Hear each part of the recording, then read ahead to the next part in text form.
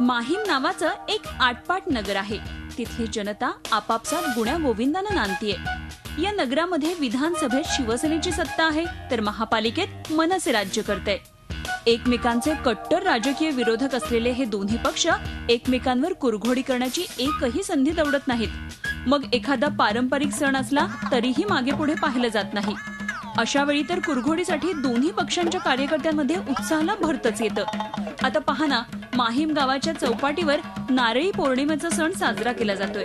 पण या कार्यक्रमासाठी दोन्ही पक्षांनी आपापल्या सोयीनं दोन भाग केले.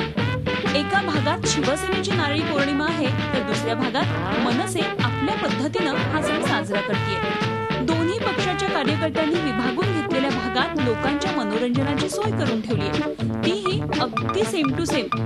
खेळण्यातला छोटा आकाश पाळणा शिवसेनेच्या भागात आहे, तर अगदी तसाच तो मनसेच्या भागातही आहे. विजेवर चालणाऱ्या खेळण्यातल्या गाड्या मनसेच्या भागात आहेत, तशा त्या शिवसेनेच्या भागातही आहेत. बलून टॉयही दोन्ही भागात आहेत. लोकांच्या स्वागतासाठी कमानी, पोस्टर्स आणि झेंड्यांचीही इथे स्पर्धा रंगली आहे.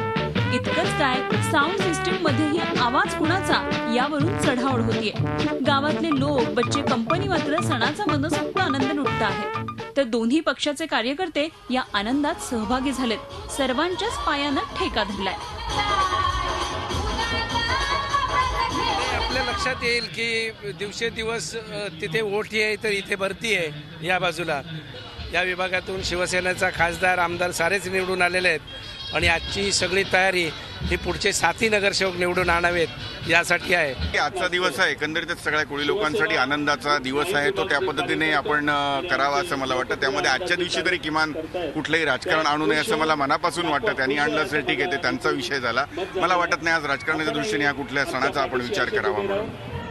सध्या जमाना स्पर्धेचा आहे, त्यामुळे जगायचं असेल तर स्पर्धेत टिकावं लागतं, मग क्षेत्र कुठलं का असेना.